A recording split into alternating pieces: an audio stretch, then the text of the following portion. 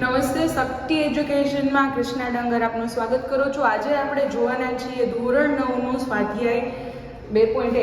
તો સ્વાધ્યાય 2.1માં પહેલો જ પ્રશ્ન આપણને એવો પૂછવામાં આવ્યો છે કે આપેલી બહુપદીઓમાં એક ચલ બહુપદી કઈ છે અને એક ચલ બહુપદી કઈ નથી.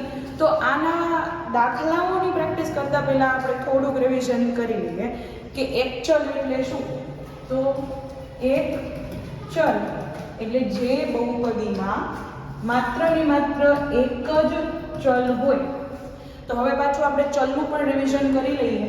ચલ એટલે કોઈ એવી અભિવ્યક્તિ કે જેની કિંમત બદલાતી રહે છે. ચલની કિંમત બદલાય. તો જેની કિંમત ન બદલાય તેને શું કહેવાય? તેને કહેવાય અચલ.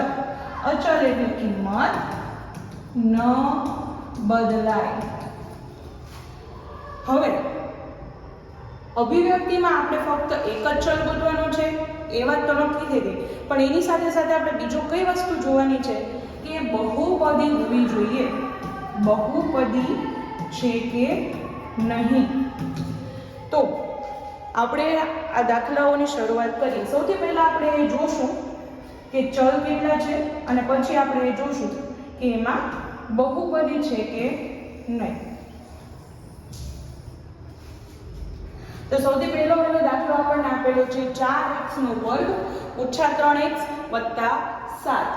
તો અહીંયા આપણે જોઈએ દરેક પદમાં ચલ કયો આપેલો છે? x આપેલો છે.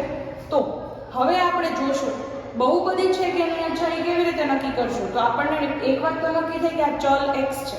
તો હવે આપણે શું જોવાનું છે કે આ x ની ઘાત કેટલી છે. કેમ કે બહુપદી હોવા માટેની શરત એ છે કે ચલની ઘાત હંમેશા માટે પૂર્ણ સંખ્યા હોવી જોઈએ. તો કે બેન પૂર્ણ સંખ્યા કઈ કઈ હોય? પૂર્ણ સંખ્યા 0, 1, 2, 3 થી લઈને અનંત સુધીની સંખ્યાઓ હોય. તો આને બીજી રીતે સમજવું હોય તો એમ સમજી શકાય કે x ની ઘાત એટલે કે ચલની ઘાત કઈ ન હોવી જોઈએ. તો કે ઋણ ન હોવી જોઈએ, અપૂર્ણાંક ન હોવી જોઈએ અને સાથે સાથે વર્ગમૂળમાં પણ ન હોવી જોઈએ. કેમ કે આપણે ચેપ્ટર 1 માં જોઈએ કે વર્ગમૂળમાં ઘાત હોય અથવા ઘનમૂળમાં અથવા તો એક પણ મૂળમાં ઘાત હોય તો એ અપૂર્ણાંક ઘાત હોય. તો મૂળવાળી ઘાત પણ ન હોવી જોઈએ. તો આટલું આપણે ધ્યાનમાં રાખી અને દાખલાઓ ગણવાની શરૂઆત કરી. અહીંયા આપણને આપેલો છે આપણો ચલ x. તો પહેલા પદમાં x ની કેટલી ઘાત છે? 2. બીજા પદમાં x ની કેટલી ઘાત છે? કઈ પણ ઘાત નથી. તો કઈ પણ ઘાત નથી તો આપણે એને કેટલી ઘાત ગણીએ છીએ? x ની 1 ઘાત. તો આ દાખલામાં જોવામાં આવે છે કે 2 અને 1 એ કેવી સંખ્યા છે? પૂર્ણ સંખ્યા છે. તેથી આ બહુપદી છે. તો બહુપદી હોય તો હવે જોઈએ કે આમાં કેટલા ચલ છે? તો એક જ ચલ છે. તો કે આ એક ચલ બહુપદી છે. આવું આપણે સાબિત કરી દીધું. હવે આના પછીના દાખલા પર જઈએ આપણે. તો અહીંયા આપેલો છે y નો વર્ગ વત્તા વર્ગમૂળમાં 2. તો સૌથી પહેલા આપણે આમાં ચલને ઓળખીએ. વર્ગમૂળમાં 2 ની કિંમત તો વર્ગમૂળમાં 2 જ રહેવાની છે. તો કોની કિંમત બદલાઈ શકે? y. તો અહીંયા ચલ કયો થયો? y. હવે આપણે જોઈએ કે y ની ઘાત કેટલી આપેલી છે. તો y ની ઉપર આપણને 2 ઘાત આપેલી છે. તો અહીંયા ઘાત છે 2. તેથી આપણે જોઈ શકીએ છીએ કે 2 પૂર્ણ સંખ્યા હોવાથી આ એક ચલ બહુપદી છે. કેમ કે y ની ઘાત 2 છે તો બહુપદી છે ને ચલ કયો છે? y. એટલે એક ચલ બહુપદી છે. અને પછીનો દાખલો આપણે જોઈએ 3 વર્ગમૂળમાં t વત્તા t વર્ગમૂળમાં 2. હવે અહીંયા આપણને ચલ ક્યાં આપેલો છે? અહીંયા વર્ગમૂળમાં t અને t. આ દાખલામાં આપણને ચલ તરીકે t આપેલો છે. બરાબર. તો એક ચલ તો છે પણ હવે બહુપદી છે કે નહીં?